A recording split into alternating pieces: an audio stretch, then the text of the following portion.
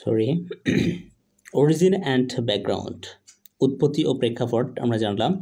এখন নেক্সট যে পয়েন্টটা সেটা হচ্ছে যে সোশ্যাল অ্যান্ড ডোমেস্টিক লাইফ, সামাজিক এবং গার্হস্থ্য জীবন সম্পর্কে আমরা যে ধারণাগুলো পাই সেগুলো হচ্ছে যে বিওপে জীবনের যে ছবি পাওয়া যায় তা একদিকে আদিম, অন্যদিকে বীরত্বপূর্ণ।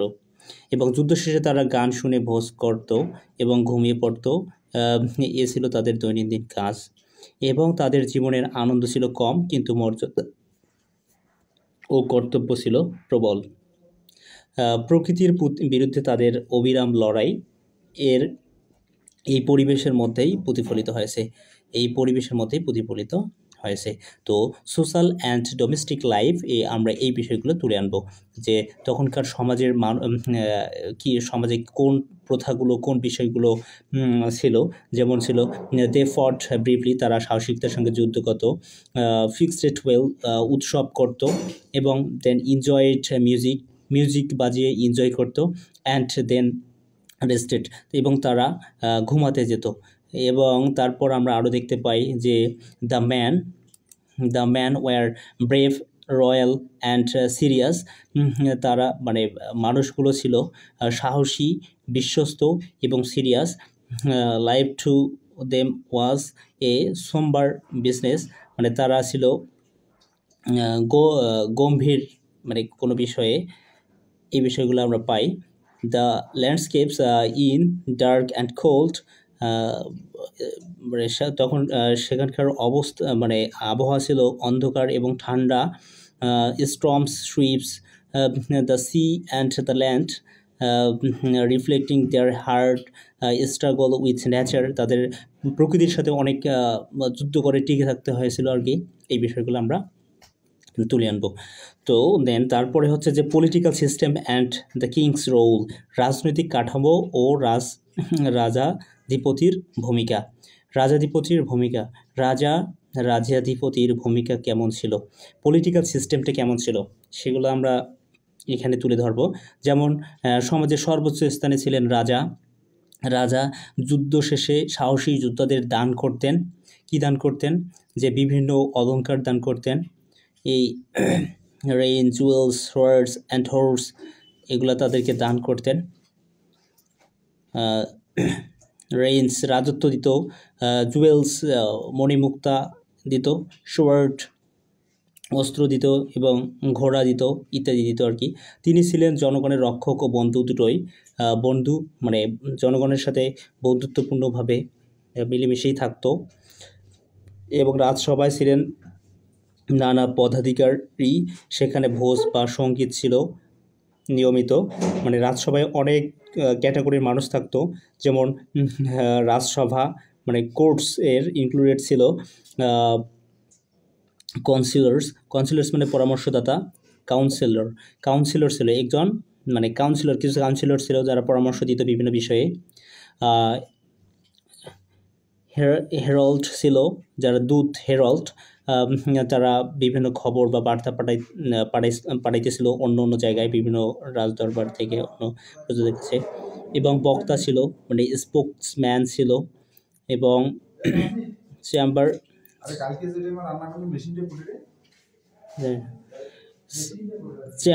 চেম্বারলেন অভ্যন্তর কর্মকর্তা। চেম্বারলেন অভ্যন্তর কর্মকর্তা ছিল, এবং কাপ বিয়ারার মদপাত্র বাহক ছিল। কাপ বিয়ারার বলতে মদ বহন করার জন্য এক প্রকার মানুষ ছিল। এবং অভ্যন্তরীণ নিজের চেম্বারলেন অভ্যন্তরে কিছু লোক কাজ করত। এবং মিনস্ট্রেলস গায়ক ছিল। মিনস্ট্রেলস গায়ক ছিল। এছাড়া আমরা রাজসভায় ছিল গৌরব, দান ও আনন্দের কেন্দ্র। The course served as a piece of gift giving and feasting and honour. এছাড়া নেক্সট পয়েন্ট হচ্ছে ওয়ারফেয়ার অ্যান্ড মোরাল কোড, যুদ্ধ এবং নৈতিক আদর্শ। ওয়ারফেয়ার অ্যান্ড মোরাল কোড ছিল যুদ্ধ।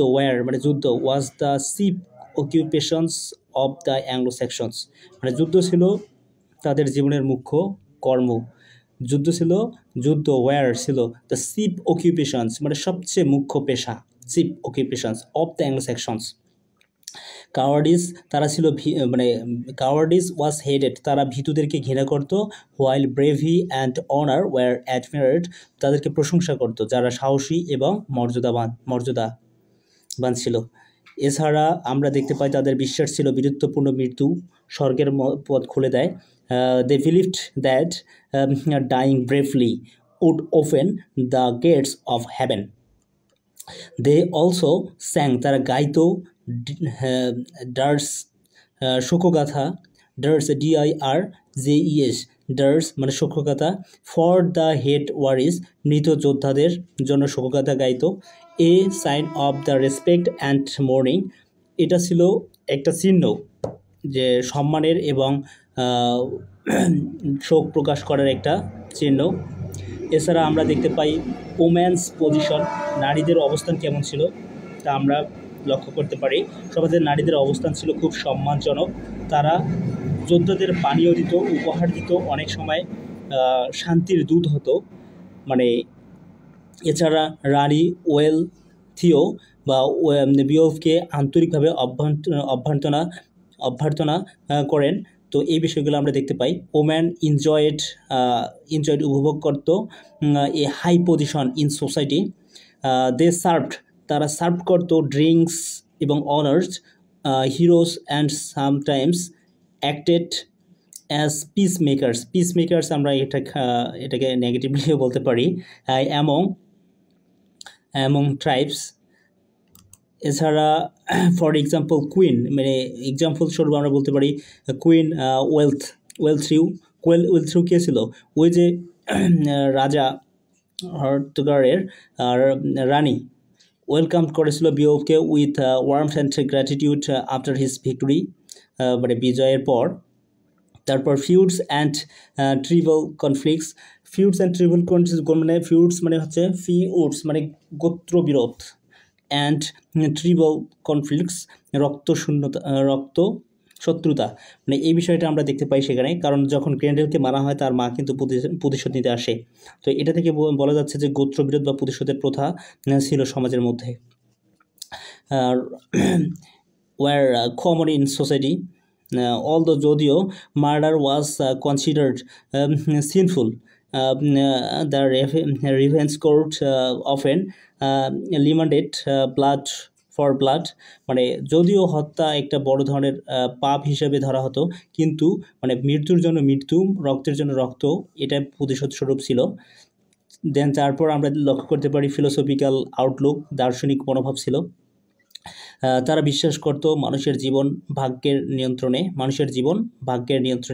মানে বিলিভড ইন, তারা বিশ্বাস করত ফেডে, which controls all human lives, the physical of life, the philosophy of life included sense of lives and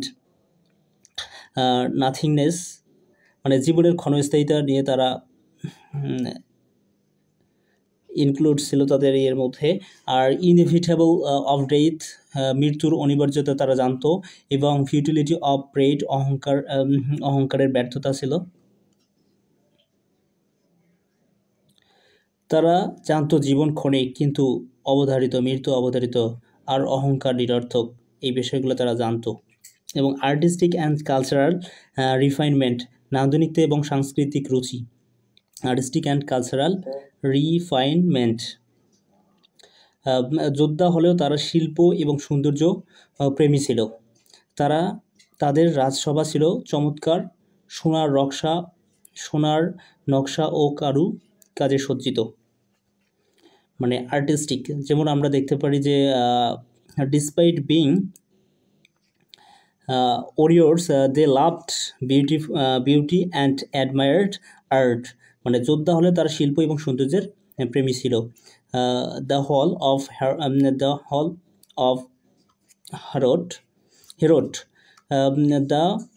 of Herod হলো রাজার হলে বা রাজ সভাকক্ষে ওয়াজ ডেকোরেটেড, মানে এটা সজ্জিত ছিল উইথ গোল্ড অ্যান্ড টিপেস্ট্রি, মানে কারুকার্য এবং সোনায় এটা সজ্জিত ছিল। সর্বশেষ আমরা বলতে পারি যে all the above points highlight the essential feature of Anglo-Saxon life. উপরোক্ত সমস্ত দিক অ্যাংলো-স্যাক্সন জীবনের প্রধান বৈশিষ্ট্য প্রকাশ করে।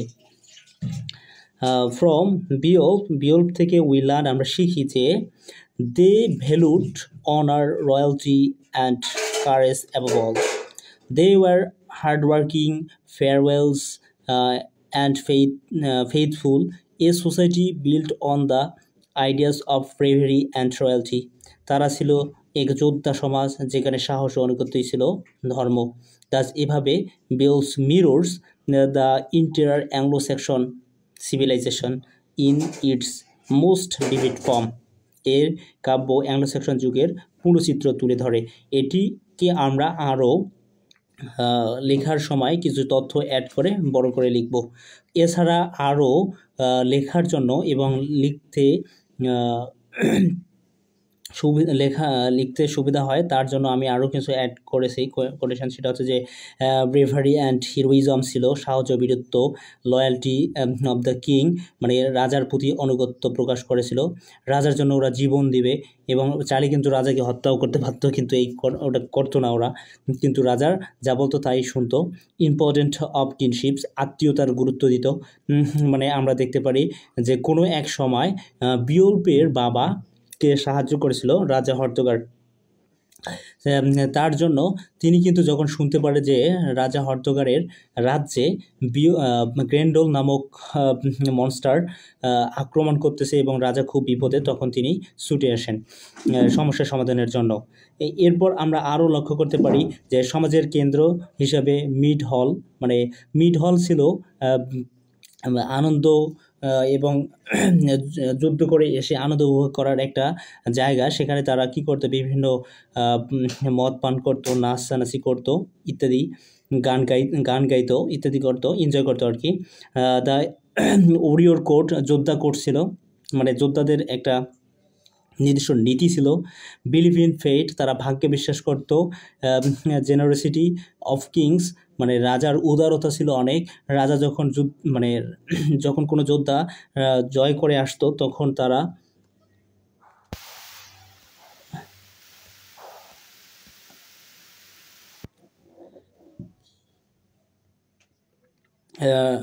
তাদেরকে পুরস্কৃত করত।